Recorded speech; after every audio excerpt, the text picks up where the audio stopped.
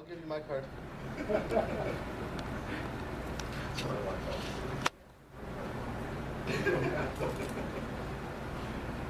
I like that script though. You got a card? No, I don't. I'm sorry. Just left a networking event. Get your number. I'll call you tomorrow. It's a good script. Yeah. It's like the upside down badge too. Yeah. Yeah. Your badge is upside down. That's what reminded me to talk to you about real estate. Am I late? Yeah, you're late. You're always late. Oh, sorry about that. Let's do this. We have an appointment. Is there anybody else out there coming in? Yeah, Susie's coming. Susie. That is where Susie's sitting.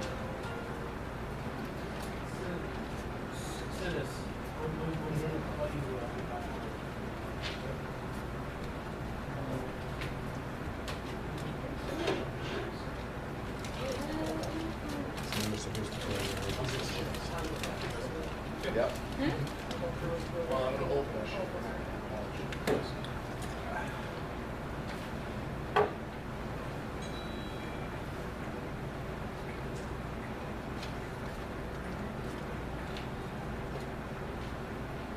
Staying, or you just dropping the card? No, I already have a seat. I just had to go get my card. Nash just told me I needed a card. You have to have your card on you, right, Nash?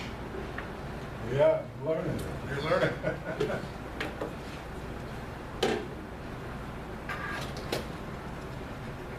What's the business card for? We're giving away a shift today. Oh, okay. Don't ask so many questions. Yes. I'm No, sorry. no lucky Skittles? Just be late and. Hey, I didn't write these this All right. time. If it's legible, you could tell. All right, we ready to get started, folks? All right. She usually writes Skittles. Business meeting Troy. It's long. A couple announcements here. Winners for July. The Burner team won with 5 points for our market share update.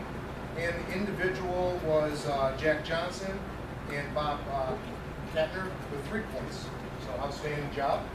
Outstanding. The top 10 GCI this month, Craig's not here, but I really wish he was. $90,000. Who's number 2? Jeff. Jeff. Mr. Rico. Look at this guy. Yeah. Starting to dress like- Woo! 37,000. That's not a bad month. Carolyn Mula at 35. We have Enos at 24. Michelle Wilcox at 22,000. Nice job. Mr. Silver, is he rolling around? 21,000. He seems to be up there a lot. Another current team member, Melissa Reyes at 19,000. Jack hit at 18,000. Mr. Costman at 16, and Denise is always showing up at 16,000. So outstanding job for the top 10. Let's give them a round. Really good job. That's solid. July was a good month for us. We were up in total volume with $22 million. Pretty solid. Units were up 122. And keep in mind that units is our market share, so we want to stay on those units. New listings, 83, outstanding. Total volume in listings was 8.3 million, and our average sale price. Now keep in mind our average sale price last month was 153. Our average sale price was 185. So that means we increased our average sale price and took more listings and did more volume. All of the above happened. So that's outstanding. A $50,000 increase is big, guys. I don't know if you realize that, but that's really big. I mean, we did outstanding. GCI, $656,000 with a profit share of $5,300 in July. So that's money getting right back into the team. That's outstanding, guys. This is probably the biggest month of GCI. I don't think we ever hit $600,000 mark. So you guys, the company, the agents in this company made $656,000 in commissions. So give yourself a That's huge. I mean, that's a big month. Obviously, we want to increase that, so we'll just keep growing on what we have there. But really great job. I'm proud of everybody. You want to do your broker side now? Sure. Well, broker side, I was at MegaCamp last week, so I don't have a lot of broker update. But I hope you have your pencils handy or pen or whatever. I'm going to share some notes that I took at MegaCamp. We go to these events so we could grow and improve ourselves. And we come back with a lot of ideas. So there was a few, like huge ideas for me to grow my business. So I'm gonna share with you a few. There was a mega agent in the panel who said that they set the expectation with their client from the time they put the contract together to the time they close to send them a referral. So their first interview with the buyer or seller, it goes something like this. It would be, Mr. and Mrs. Buyer, Mr. and Mrs. Seller, here's how I do business. I will do the best I can, and I want you to rate me at the end of the work if you give me a good rating or not.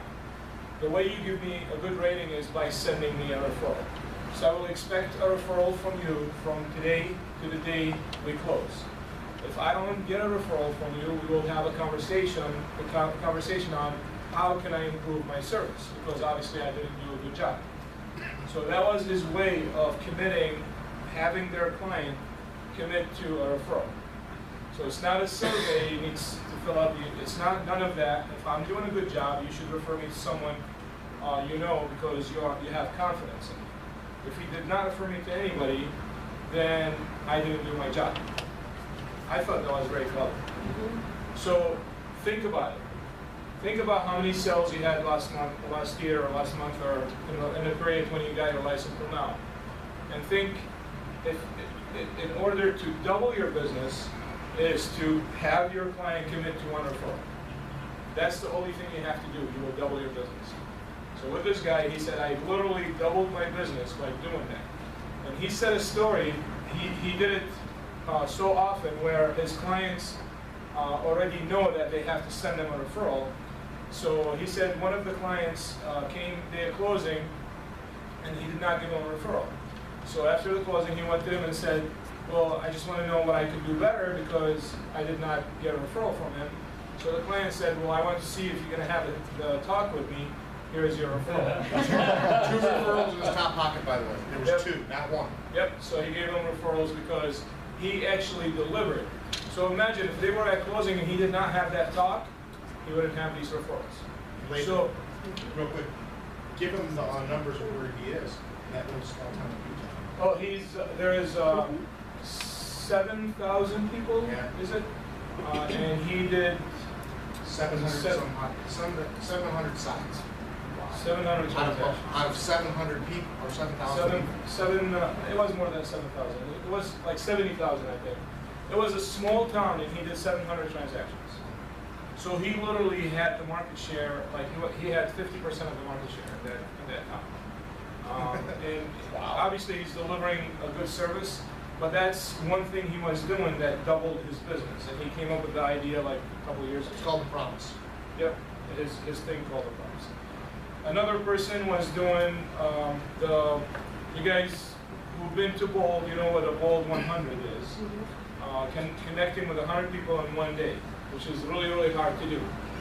This other mega, he have his people, his team, accountable to Monday Bold 100. Every Monday they have to do 100 contacts, and then Tuesday through Friday they do 40 contacts. So his system was the Bold 6,000, is what he called it. Okay, they had 6 people doing that system every day.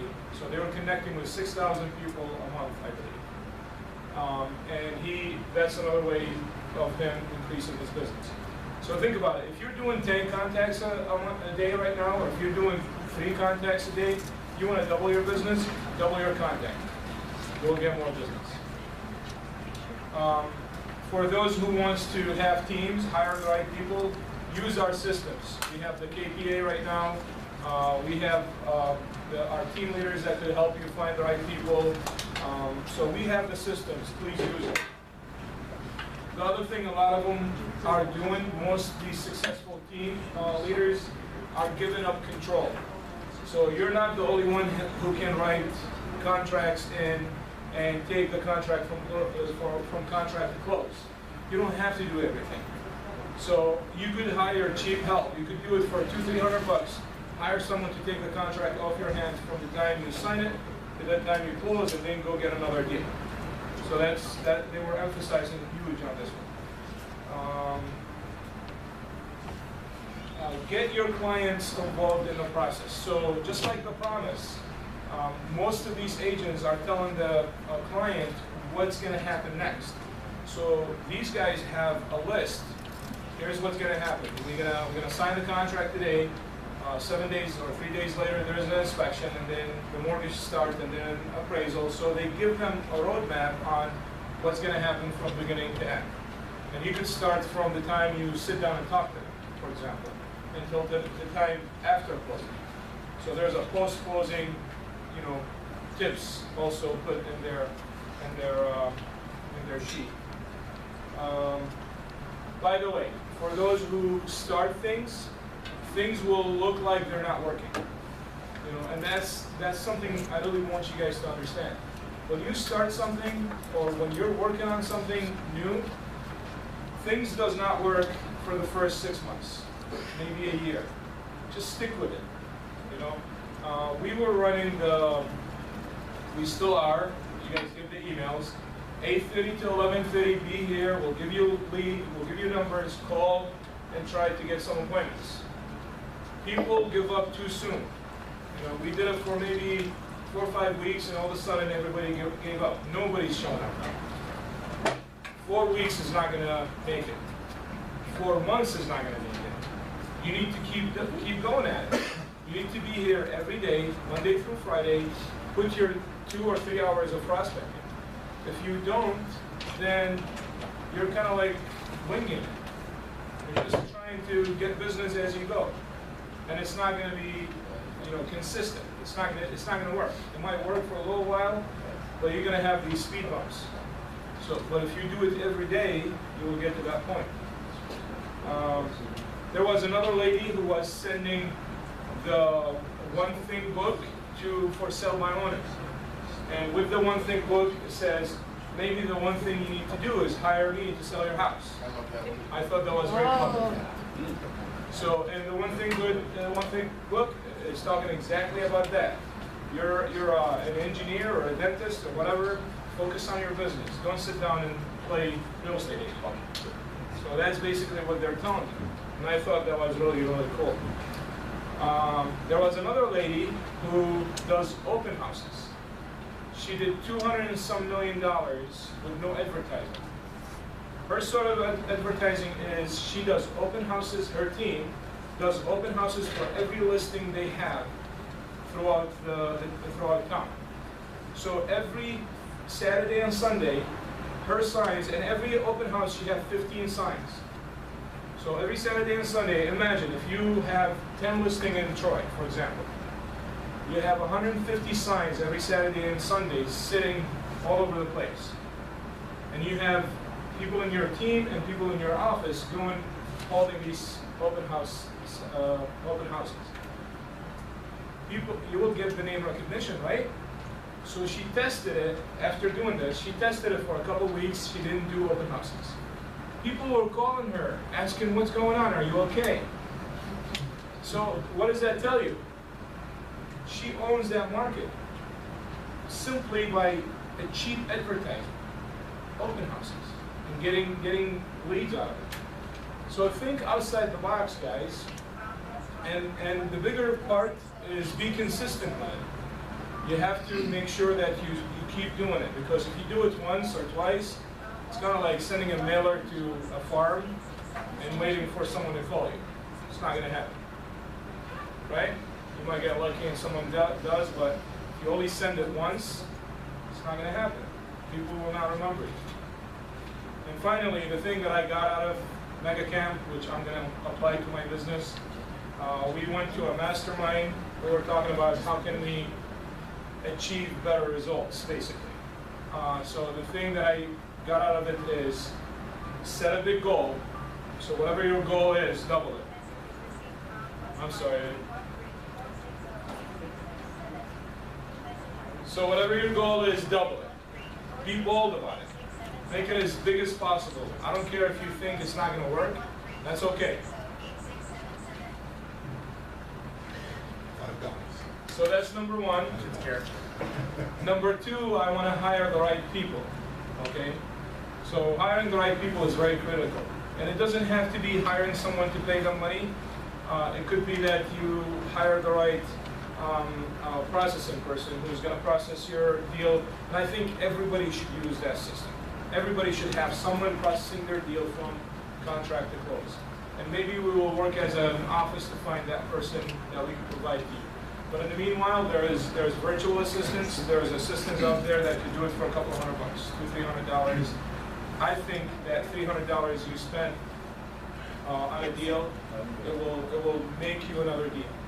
Because that time you spent following up with people, mortgage appraisers, lenders, all that kind of stuff, and listing agents, it's time consuming. So I think you guys should consider that. So number one, set a big goal. Number two, hire the right people. And number three, have the right systems. And having the right systems is very critical. If you are looking to be successful, I think you have to have a plan to be a team, to have a team, to have your own maybe assistant down the road. Maybe not today, but it's something that you should think about. You should have in your business plan. And then having that assistant will help you develop all these systems that you need to be more successful. So that's my little 2 cents for today. And I hope that you got something out of it. Thank you. Good. There's no way I can follow what you just No, that was pretty good said. stuff. The big aha I got from Mega Camp is you all have to plug into your CGI. You've all gotten emails, and they're basically begging you to put in your goals. If you guys put them in, then that makes me look good. And I only have till September 1st to get you all logged in. If you need to track me in and it says you need to get a code, you can contact any of the front desk people, Lizzie or I, and we'll give it to you. It literally only takes about 5 minutes, so if you can get your goals in there, soon, I'd really appreciate it. Very, very important that we stay on our goals, guys. Extremely important. We'll get into that a little bit when we talk about the shift, but please get on your CGI, your 4 conversations. So we want to be on this.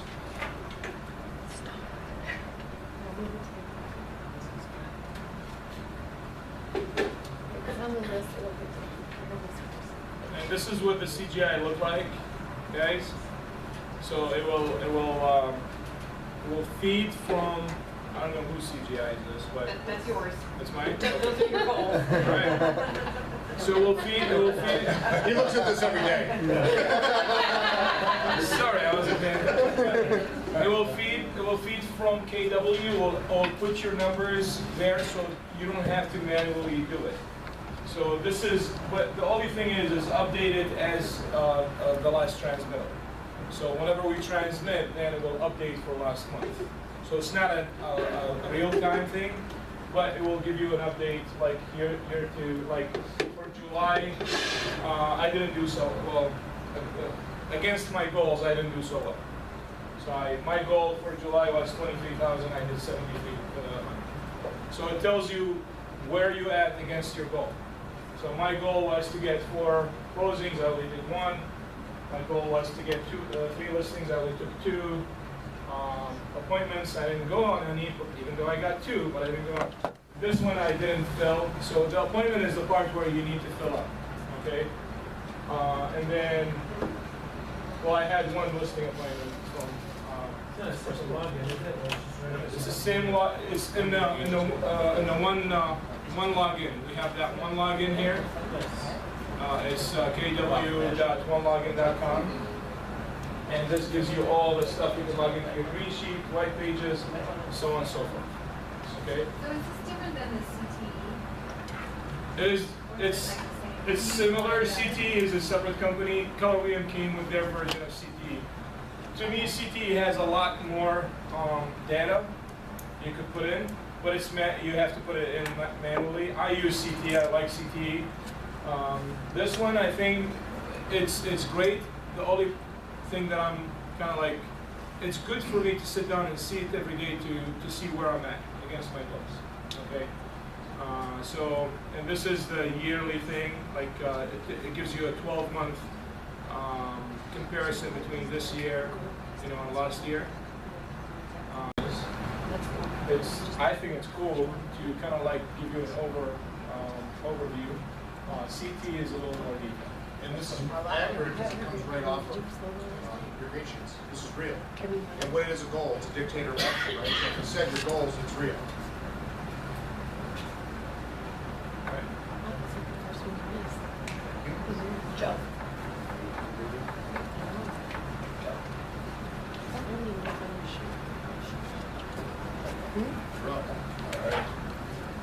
I don't have a lot to go over this month. Congratulations on having such a big month.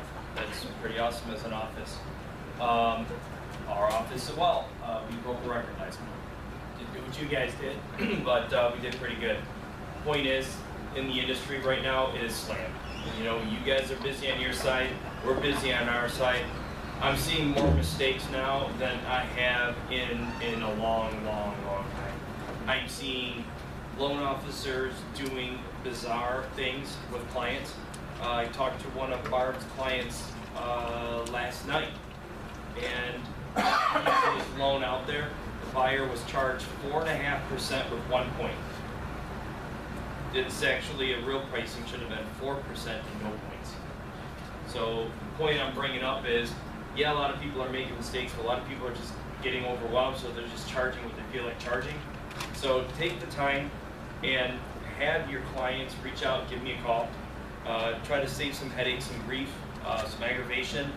You know, again, I'm still calling the listing agents. When there's multiple offers, you come across that situation, you know, I'm working with your buyers, I'll pick up the phone, I'll call the listing agent, either know the listing agent or, you know, somebody in their office, or it may just able to talk to them and try to get your offer taken over somebody else's offer. So if you come across that, you know, just let me know. Probably had somewhere around 30 to 40 calls just in August from the listing side of things. Just people calling, picking my brain. That's what I told you before I want to do, and I still want to do it, guys. You know, again, we're in a situation where things are busy. Does this sound right? Does that sound right? Why are they asking me for this? What would you do in a situation like that? You know, come across that. You know, if you see it, ask. You know, I had, the best one was an agent out of Rochester had a listing. It was a VA condo. Buyer had absolutely $0 to their name. She was going to accept the offer. She said, "What would you do?" And I said, it was like a $60,000 condo. She says, they want to come in at $67,000 and get $7,000 back. I said, well, will it appraise? No, not even close. Okay, does the buyer have any money? Not a dollar. I said, well, what are you going to do in that situation where it doesn't appraise, buyer doesn't have any money, they're going to take off the concessions, or you're going to sell that property lower than what it should be when you have multiple offers? Well, she ended up taking a different offer. I don't even know if she took another offer, but she didn't take that offer.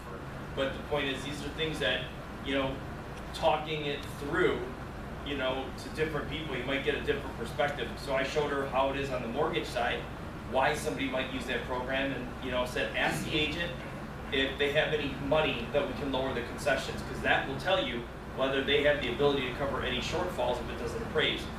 And the selling agent told her that they have no money. So that kind of stopped it in its tracks. So feel free to bounce these questions off of me.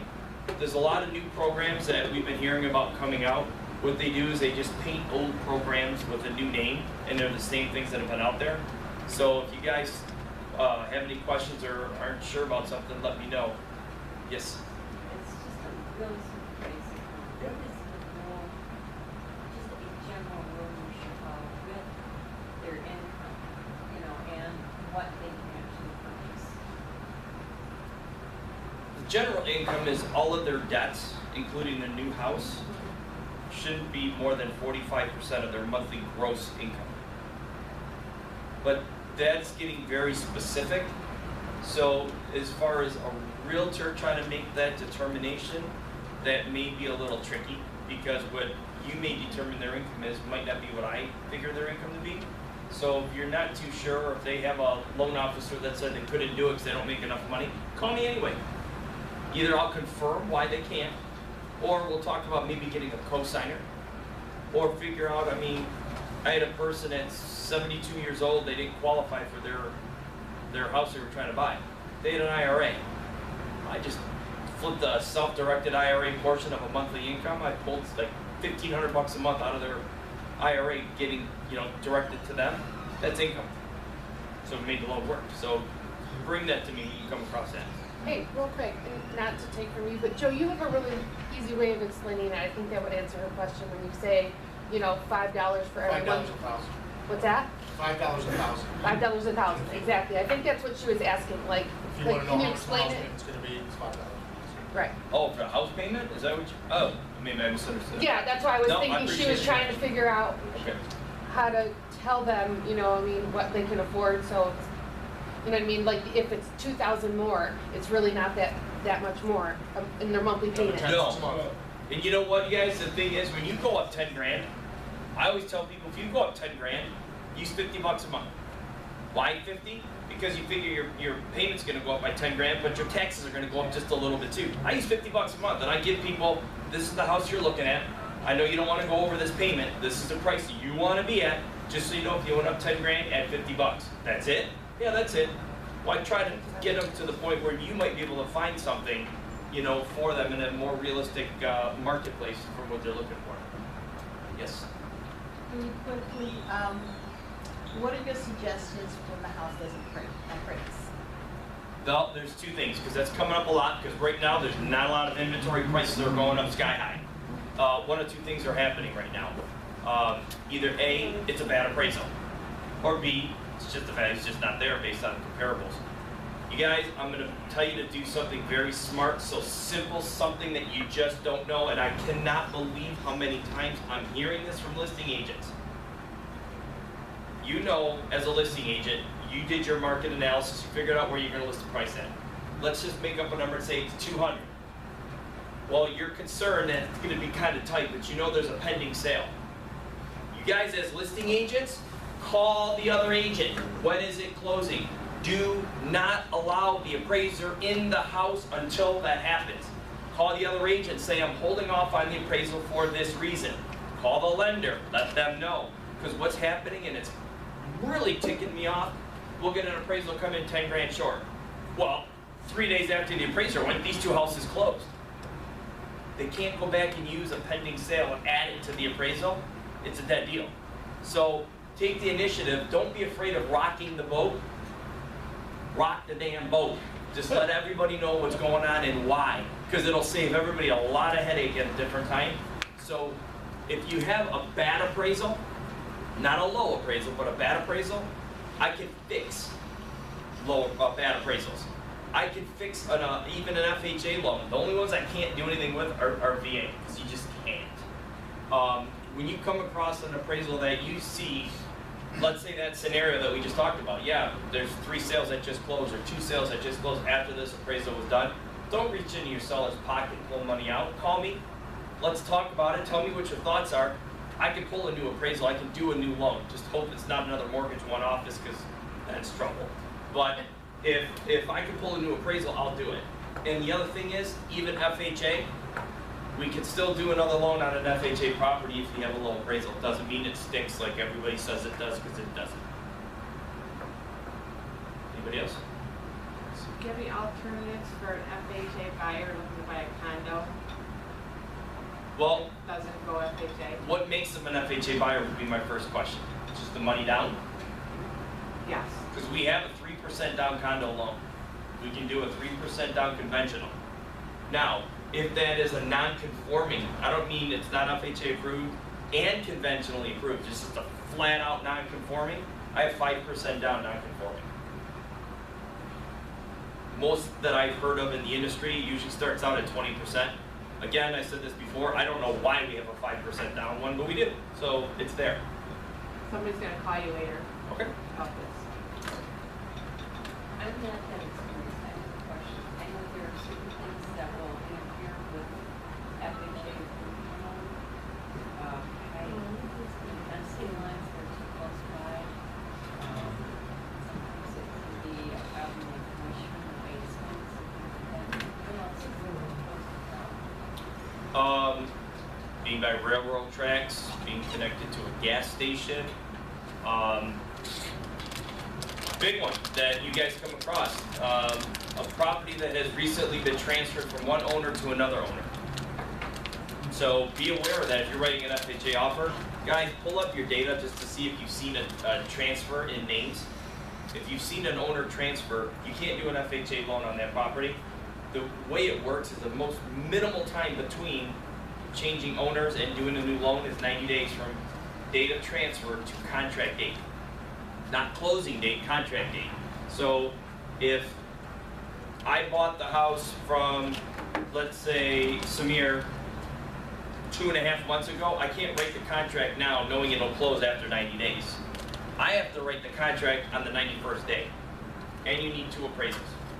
So if you come across that flip situation, just be leery and be careful that, you know, we know what we're doing here. Isn't there a window on profit though?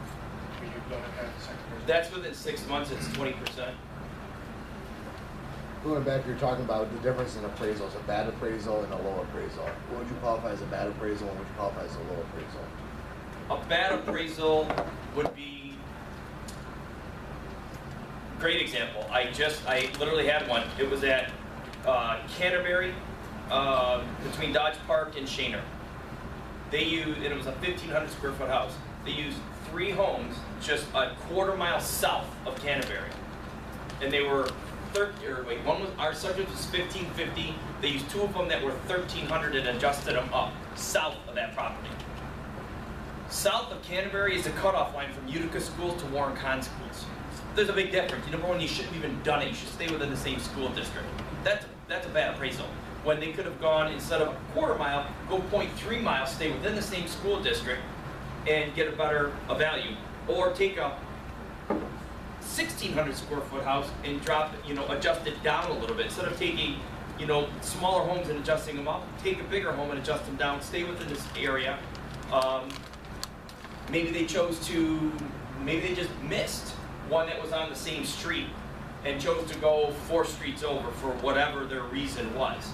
I've heard appraisers say, well, you sold that house for 180, the house that was just down the street sold for 240, so that would have been just too much of a red flag, and I didn't want to put that on there. Why? Comp's a comp. It's real. That's what I'm saying. If it's a comp's a comp and it's a legit comp, put it on the appraisal. That would be the definition. When I come to you, or you say, Joe, look, I've got these 3 comps, a bad appraisal. You want sold more recently, sold closer to the subject, and similar to the subject. That's a comparable.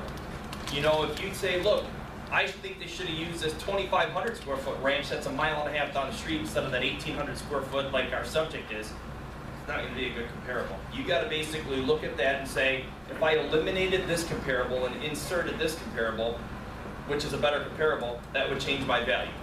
I will fight till I'm blue in the face, and I'll get it fixed. Any other questions? Okay, guys. He's here all week.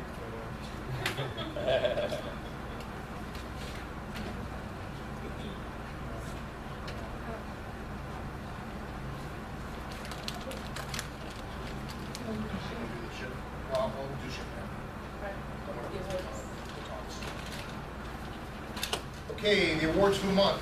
Listing units for July, the Silver Team. Listings closed, the Silver Team. Congratulations. Top closer for July 2016, Mr. Rico at 1.365. Rising Star for July, Anthony Boyle. Also, woo! Listing volume for July, Ross Barnett at almost $2 million, 1.99999. Outstanding. And listing units for July, Greystone Maddox, outstanding, 5 units this month. Really good job. Congratulations to all our winners. Skittles. Angela, you want me to do them? Skittles. Don't call yourself. Say what? I won last week. Last month. It's my turn. Ooh, 566. Dr. E. Woo! You guys phone in your woos. Come on. Woo!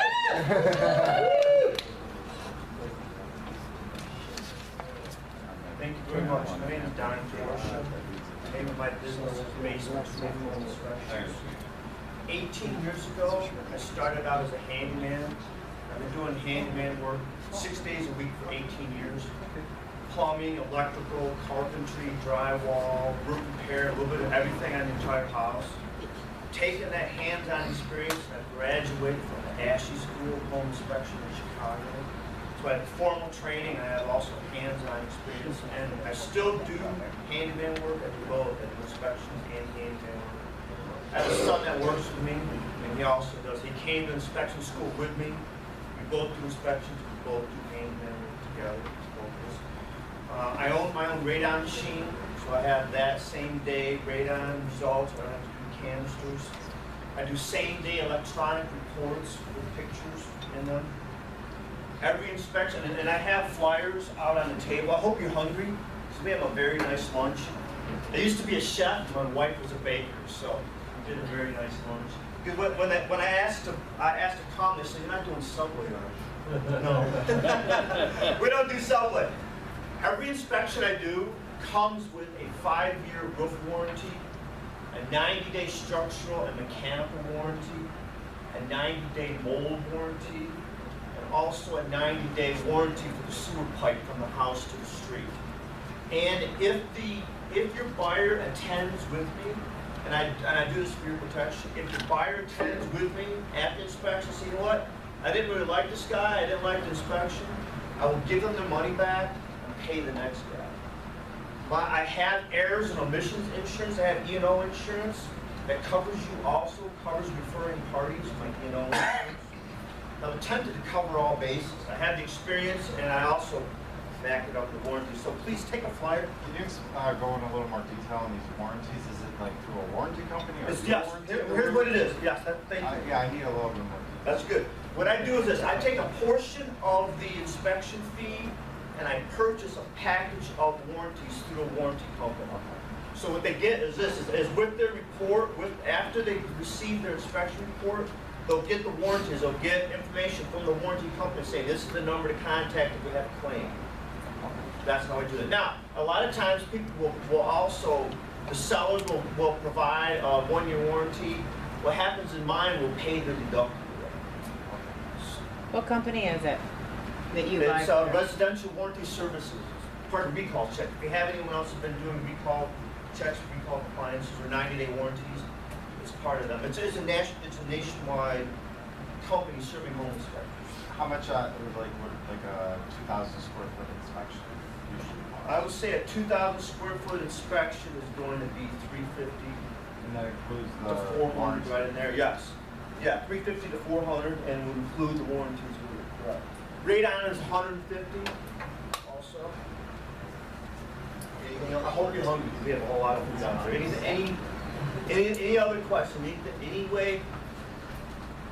You said you have 5 years, 5 years. No, 5-year roof, 90-day structural mechanical, 90-day mold, and 90-day sewer pipe. With every inspection.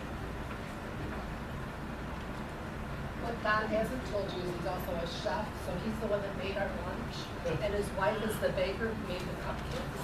Yes, we So didn't keep buy that in mind anything while other than you're ingredients. eating. Yes, thank you. And I have been working, I'm new to this office, but I've been working a lot In with the agents in Rochester. Rochester. That's how I got started with Keller Williams. Thank you, Joe.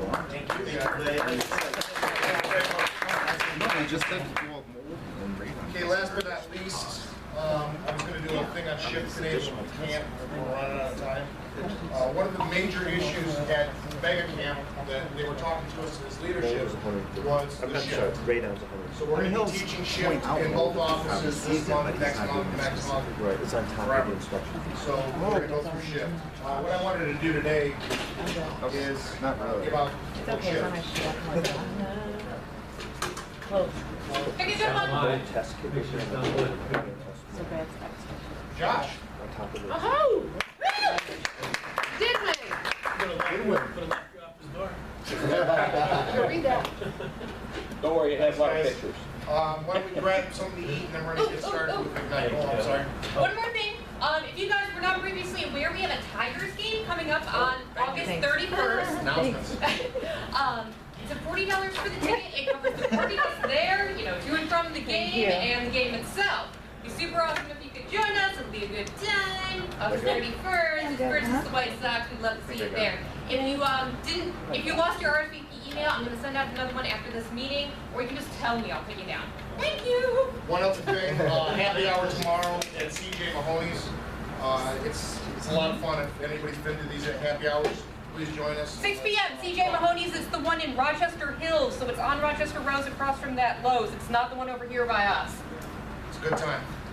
Please show up. Very loud. Thanks, guys. All right. You did a good job, guys. GG, you guys. Thanks. So grab something to eat and we'll start igniting what we're eating.